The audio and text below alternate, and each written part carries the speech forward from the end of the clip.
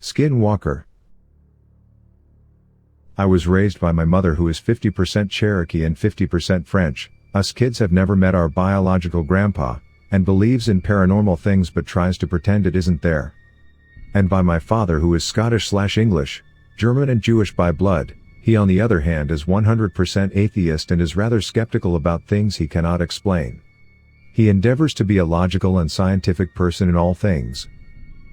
Well, due to major differences in personalities, beliefs and values, they divorced when I was 8. She soon married my stepfather, who is a devout Southern Baptist from Mississippi, and basically gave up her identity as a native and became a God-fearing woman. Despite issues with my mother, my dad continued to let us visit with her mom and stepdad because he felt they were good people. They taught us many things about native culture, spirituality, legends and the people. My grandmother and I spent a lot of time together, so I was given an opportunity to learn Cherokee medicine. My grandma comes from a long line of medicine men/women and is one herself. Now, so many years later, at the ripe old age of 23, I am one myself. So now you have some insight, and I'll continue. Now, this isn't a ghost story, but I do believe it qualifies as paranormal as it is outside usual daily happenings. About 2 years ago, my father, brother and I moved into a new home a little more in the country than our previous homes had been. Something we all thoroughly enjoyed because we grew up immersed in nature and a love for the land. Shortly after moving there, about 3 months in, I decided it was time to expand my family by getting myself a puppy. This would be the first dog that would actually be in my care. I've always had a very strong connection to dogs, as my guiding spirit is a wolf. I learned this after a vision quest many years ago. That's a story for another time though. After a while of searching, I came across a beautiful 5-month-old, male, German Shepherd/Pit Bull mix. I went to meet him and instantly fell in love. He was the greatest, very sweet, kind to the cats and protective of me. He became my best friend, everything you could want in a dog. Now, anyone who has owned a puppy/young dog will know, potty training is a task. Even after being with us 2 months, he was still waking me up every 2 to 4 hours to go outside. Hard on the circadian rhythm, but had to be done. On this occasion in particular, we got a late night visitor we weren't expecting. Like I said, my dog woke me up in the night. This time it was around 2:45 a.m. and I wasn't ready, but I dragged myself out of bed and clicked on the leash. Opening the back door, greeted me with a cool breeze. I rolled my eyes and went out into the yard with my pooch. He did the usual dog thing, sniffed around and jumped in the freshly cut grass, completely forgetting what we'd come outside to do in the first place. I whistled at him, recaptured his attention, and he got back to business. As he squatted, I turned my head to the sky, offering him some privacy. The moon was exceptionally large that night, almost full but not quite. During this observation, I began to realize there was no typical nighttime noise around me. As if that wasn't unusual enough, I had a shiver go down my spine and my arm hair began to stand on end. That's when I heard my dog let out a low growl as he pinned himself against my legs. When I looked down at him, his tail was tucked and hackles were raised. When I tried to move, he pressed himself against me more. Another shiver came over me, and now I took the opportunity to follow where his eyes were looking. When I did, I was looking at what appeared to be a coyote. Not totally uncommon in the area, we'd heard them on many nights living here. But this was different, looked different, and felt different. The most frightening thing, however, was that it was looking right back at me. I didn't move, didn't take my eyes off of it. That's how I was able to see its features so clearly in the moonlight. Its fur looked thin, even bald in some spots. Its eyes were yellow, not reflective yellow like you'd see on a dog in the dark, but yellow like the sun. Very powerful and almost blinding. Then, looking more closely, I noticed its back legs were longer than a normal coyote. Longer than any canine creature should be, actually. Starting at the hips and going down, they seemed to look almost bipedal in design. That's when it dawned on me just what I was seeing. I picked up my 60-pound dog, never taking my eyes off the creature. As I did, I said a Cherokee prayer in my head, that I'd learned from my grandma. As if it was physically upset, it backed up slightly, and then I heard a voice that perfectly mimicked my grandma's say, "Why would you do that, Mickers?" No one aside from my grandparents ever called me that, it was their special name for me. With that I darted for the door, dog still in my arms entered, put him down and locked it behind me. The noise must have woken my brother because he came into the kitchen all bothered. He asked me what was going on and why the dog was all riled up. I held my finger to my mouth and shut off the light. We then made our way into the living room and shut that light off as well. And like something out of a horror movie, the outline of a tall humanoid thing shone through the stained glass of the small window on the door, thanks to the bright moonlight. We both froze and he made a grab for the knob when it started to turn, capturing it just in time to lock it. That's when it spoke to him, but this time in my grandpa's voice. "Bubba, why don't you let Grandpa in? They live on the reservation in Cherokee, North Carolina." His face turned ghost white and he turned to me. That's when I mouthed the word and he paled even more. It began to tap on the glass and we both went into my room and ignored the knocking. The next night, around the same time, the tapping grew louder. We sat in the living room praying to Unalani, the Cherokee sun goddess, also called Great Spurt, that it would go away. The tapping turned into knocks, which turned into pounding the more we prayed. This must have woken my father because he came downstairs in a huff. We'd told him about the night prior during the day, but he didn't believe us and thought it was just one of my brother's friends being an asshole. So when he saw the silhouette in the window, he grew more angry and made a beeline for the door. We yelled at him to not open it, but he did. However, instead of harming him, it seemed to be afraid because it got down on 4 legs again and disappeared down the road. My dad's face paled as he stumbled back a few steps. He locked the door behind him and we all went to bed. The next day we talked about the situation. I explained to him the natives call this creature a skinwalker. They aren't very common in Cherokee legend, they're more of a Western native legend, but my grandparents still taught us about them. Dad, being the skeptic, just summed it up to a weird thing he couldn't explain. Later that day I went to our local craft store and bought juniper ash, as my grandma instructed, and sprinkled it around our house.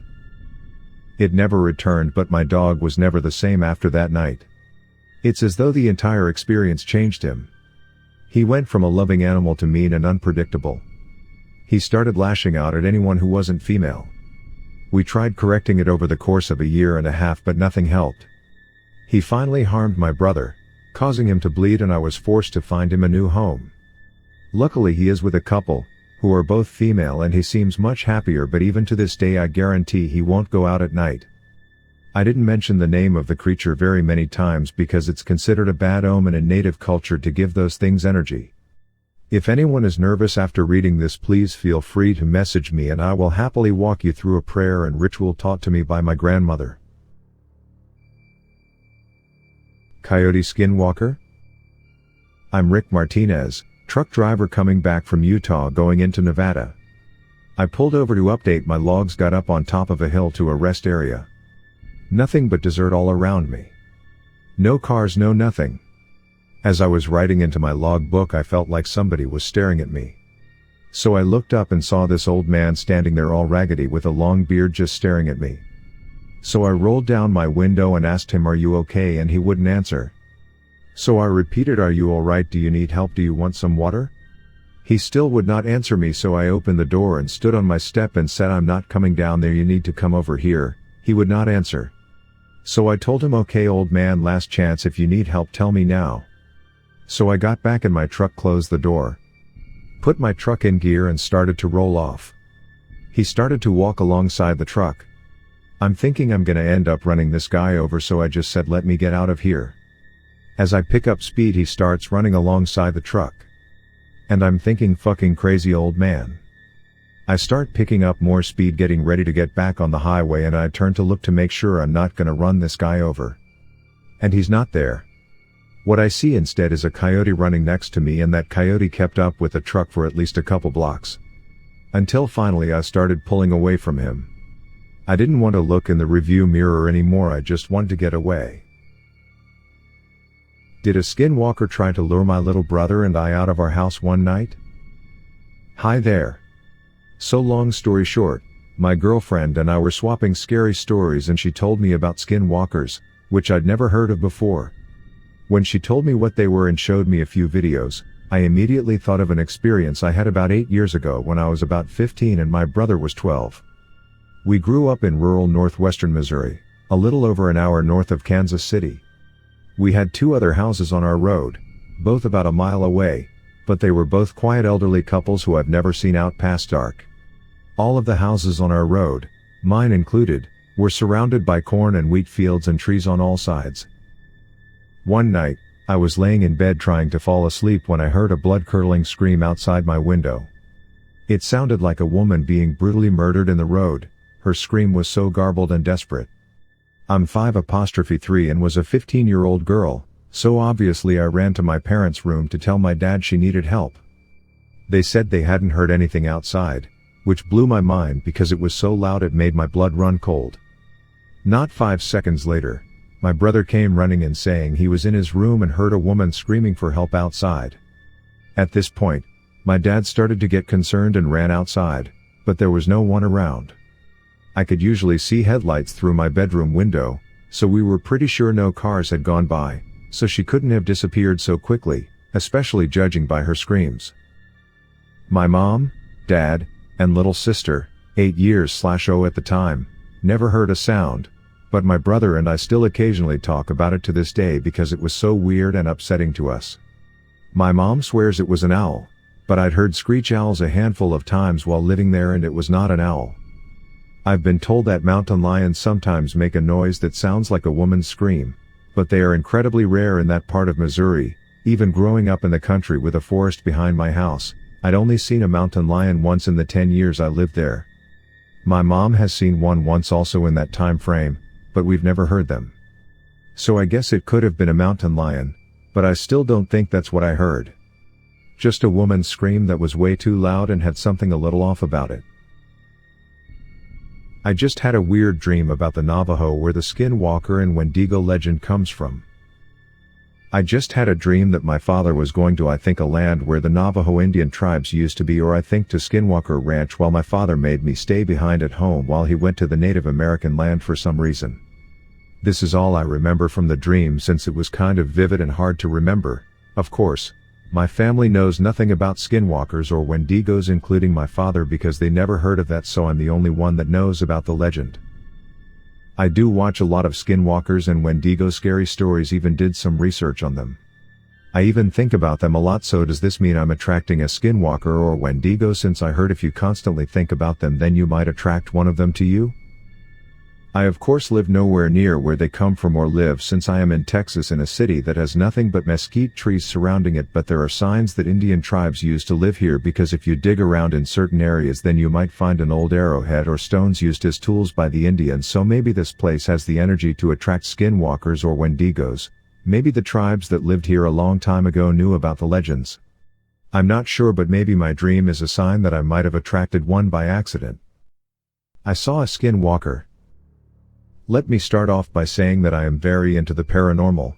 I've seen spirits since I was very young and my friends think I'm actually psychic because I have so many experiences. I like to research the paranormal, especially haunted places I live near.